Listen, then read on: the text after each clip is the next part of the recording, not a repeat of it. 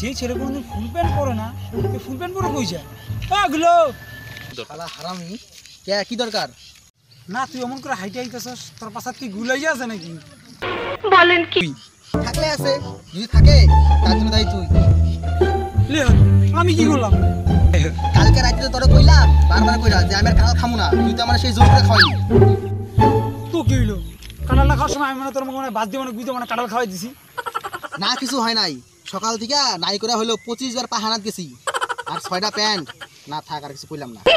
সব তো আমার যাওয়া লাগবে তোর ইয়ান ওষুধতে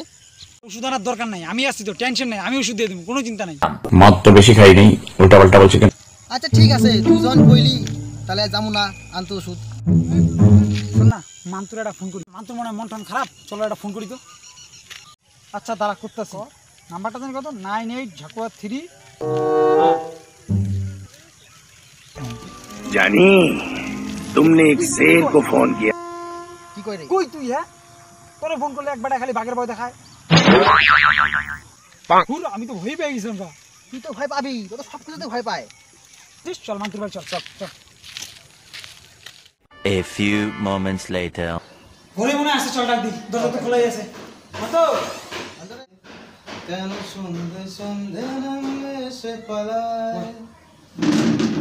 আটকে রাখার চেষ্টা আর বাড়িয়ে দিচ্ছে চেষ্টা আমি দাঁড়িয়ে দেখছি শেষটা জানলায় কিরে ভিডিওর এবার কি হইলো আর কইস না দেখা গাইছে তো শেখা যখন খাইছে তো মলম লাগাইতে কো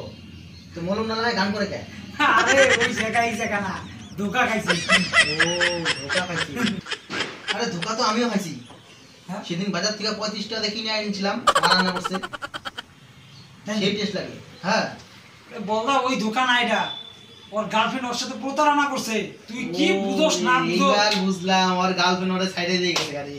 তে এটাই তো কইতেছি আগে তো ভালো করে বুঝাই কবি কেসটা এতক্ষণ কি করে তুই বুঝোস না हिसाब बोझो ना दूध खाओ তুমি কিছু বুঝবা না ঠিক আছে তোমার বুঝে আমার তুমি বুঝার আবার আনন্দ আমাদের পদে বাঁচতে স্যার তোমরা চিল্লাইতেছো মাথা কমিস না ক কি হইছে কেসটা কি মাথা কম তো শোনো কি হয়েছে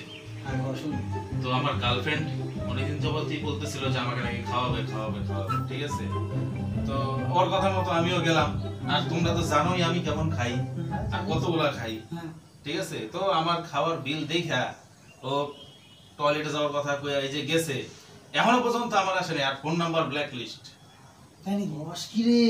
এই খাওয়ার বিলের জন্য ব্রেকআপ হয়ে গেল না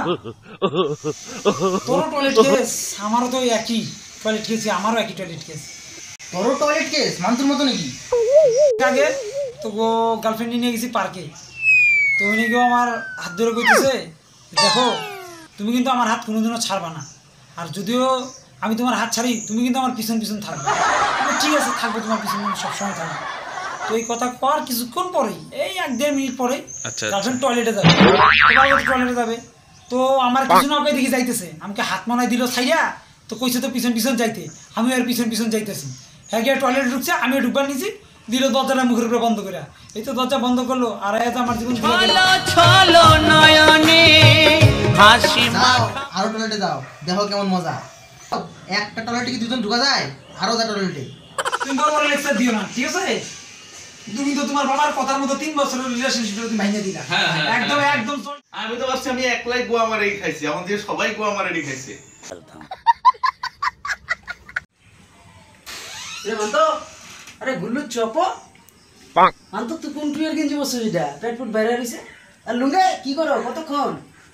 ওর বাবা লুঙ্গি পরছি হ্যাঁ লুঙ্গি পরছি প্যান্ট লুঙ্গি পরছি মানে বাবা লুঙ্গি আমার পেট বের হয়েছে